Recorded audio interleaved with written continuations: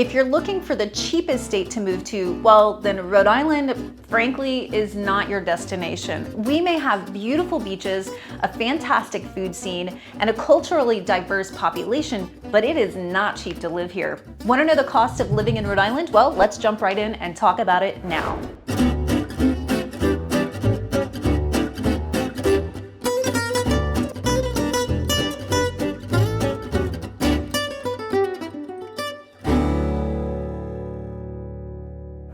Hey there, my name is Jess Powers. I'm your local Rhode Island real estate agent, and I work with a lot of people that relocate to Rhode Island.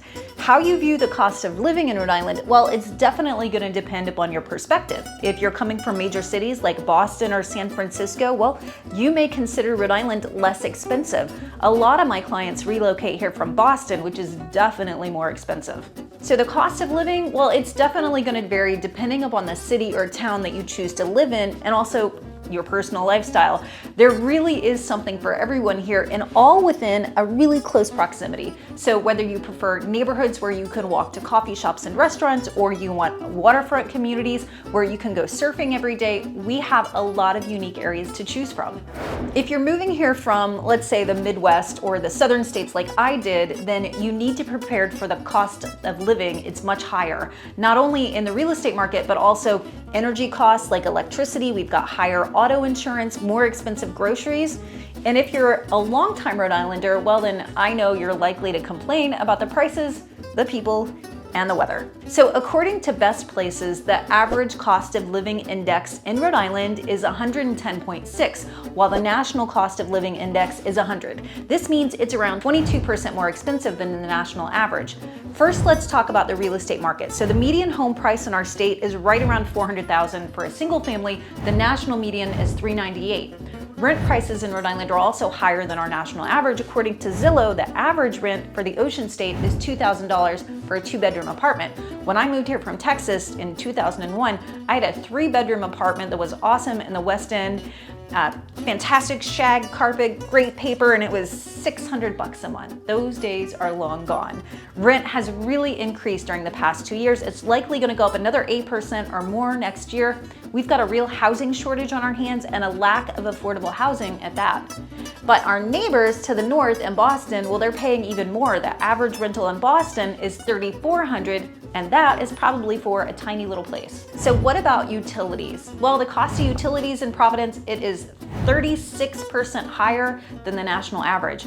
The average cost of utilities in Providence is $200 a month. Rhode Island Energy recently acquired National Grid, and our electricity costs increased about 47%, which was really unfortunate. Frankly, the cost of electricity in our state is really out of control. Here's something important that you'll need to consider if you're moving to Rhode Island. Our housing stock is also really old. It's part of the charm. However, it can mean the windows are old and drafty. The homes probably aren't very well insulated. So whether you're buying or renting, you should consider the cost to run your home and also the cost to heat and cool your home. You can actually call Rhode Island Energy to find out the average electricity and gas costs per particular home. Just give them a ring. And also, a lot of our homes still have oil as heating fuel. Other costs such as groceries, healthcare, and transportation, well, they're also generally higher in Rhode Island compared to the national average. While we do have some neighborhoods that are walkable, people generally consider Rhode Island a state where you need a car to get around. We do have a public transportation system that services the entire state, but depending on who you ask, you'll get mixed reviews as to the quality and the dependability of that system. So overall, the cost of living in Rhode Island can be high. Rhode Island doesn't really check the box for cheap living, but it can vary depending upon your personal circumstances and where you choose to live in the state. Now, this isn't my most positive video, but you can always count on me to tell it to you straight. I will say, despite all of this, I love living in Rhode Island. Now, if you need help matching your lifestyle and budget to the areas in Rhode Island that will suit you best, well, send me a text or an email. I'd be happy to chat.